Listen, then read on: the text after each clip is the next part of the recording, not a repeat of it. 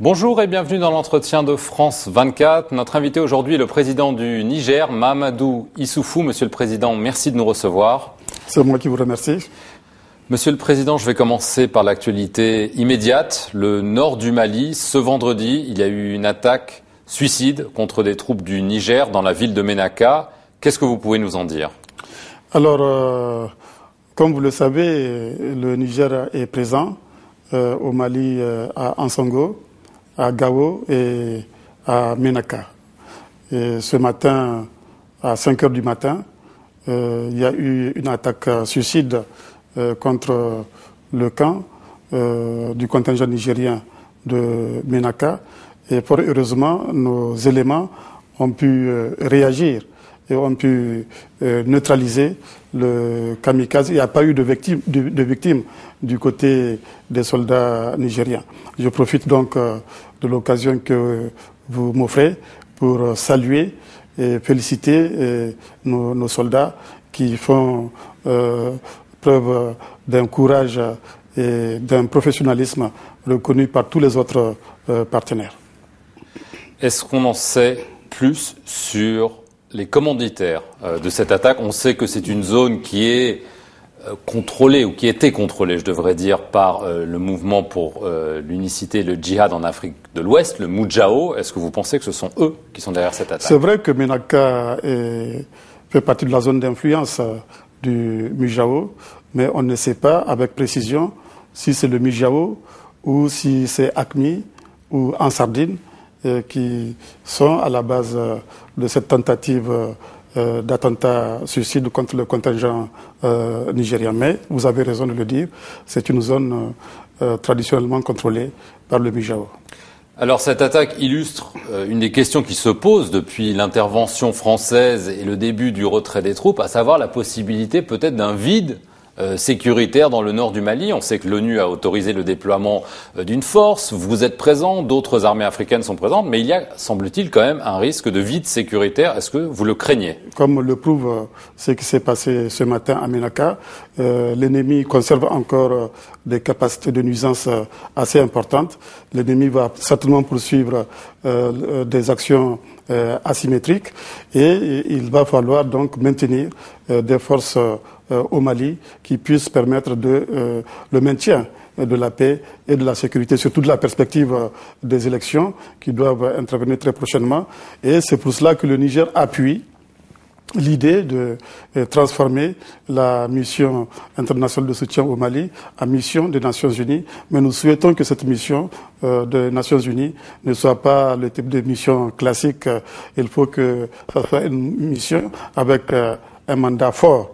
Y compris la possibilité pour les soldats, les casques bleus, de mener des actions offensives. Est-ce que vous craignez que cette force se déploie trop doucement et qu'en effet on arrive avec un mandat un petit peu ambigu qui mette en danger les armées?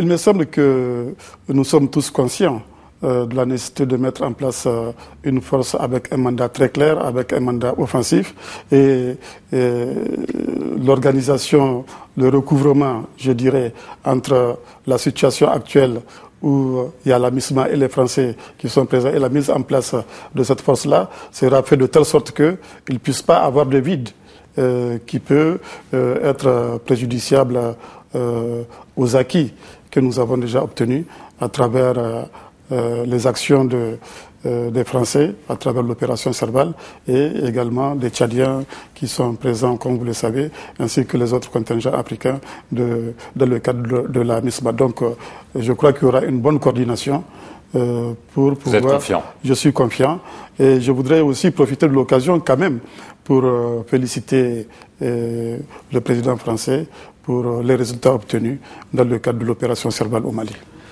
Nous sommes à la veille d'une réunion importante sur le Mali qui doit se tenir à Bruxelles. Est-ce que vous avez un message particulier, notamment vis-à-vis de la communauté internationale, pour qu'elle s'occupe peut-être plus vite, peut-être mieux, peut-être de façon plus intense de la situation au Mali? Est-ce que vous avez un message? Le message que j'ai, c'est la poursuite du but politique.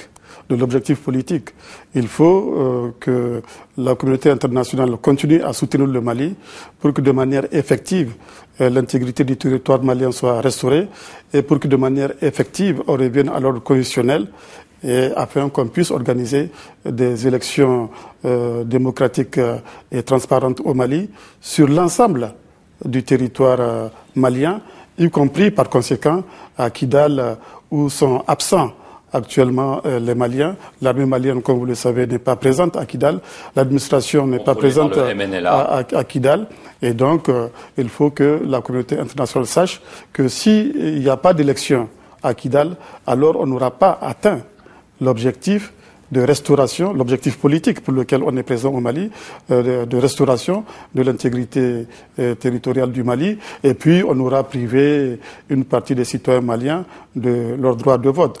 Et je crois que tous les partenaires sont d'accord qu'il faut nécessairement que les conditions soient remplies assez rapidement pour que l'administration malienne soit à Kidal afin que les élections se déroulent sur l'ensemble du territoire. Je traduis ce que vous dites. Les élections, elles sont censées avoir lieu le 31 juillet.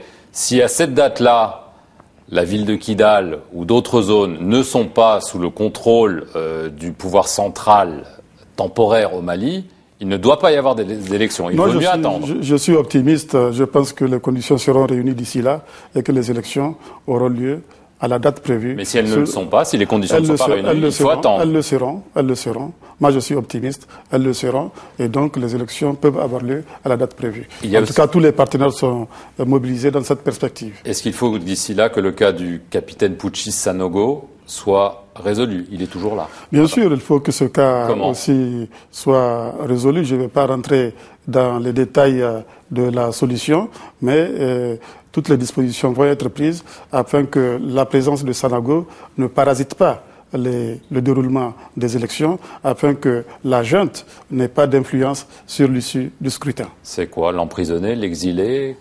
Je ne rentre pas dans les détails de la solution, mais une solution sera trouvée pour éviter que les élections soient influencées par la junte militaire. Alors, je veux venir à la situation régionale. Est-ce que vous êtes inquiet, notamment, de ce qui se passe en Libye? On a beaucoup dit que la guerre du Mali est une conséquence de la guerre en Libye. Et est-ce que, par une sorte de retournement à la fois historique et géographique, la Libye, notamment le sud, dont vous êtes proche, est en train de redevenir une base terroriste? J'étais le premier, vous vous en souvenez, à le dire. Depuis le déclenchement de la crise libyenne, je me rappelle au sommet du G8 qui s'est déroulé à Deauville, j'avais déjà attiré l'attention sur les risques que nous courons à travers la crise libyenne. J'avais dit qu'il y avait deux risques majeurs. Le premier risque majeur, c'était que l'État libyen se somalisait. Et le deuxième risque, c'était que le pouvoir tombe en Libye entre les mains d'intégristes. Aujourd'hui, la situation est telle que les deux risques sont malheureusement présents. Et tant que la Libye n'est pas stabilisée, le Sahel sera menacé, sera déstabilisé. Vous savez que cette crise libyenne a amplifié les menaces qui étaient déjà présentes au Sahel et cela a permis aux terroristes et aux trafiquants de conquérir assez facilement le nord Mali. Donc il est important que la situation en Libye soit stabilisée. Est-ce que vous avez des informations selon lesquelles les combattants qui ont été chassés par l'offensive française au nord Mali sont en train de retourner en Libye ou même en Tunisie ou dans d'autres pays voisins? En tout cas, les Tunisiens l'ont dit. Récemment, ils ont fait part de la présence de djihadistes partis du Mali.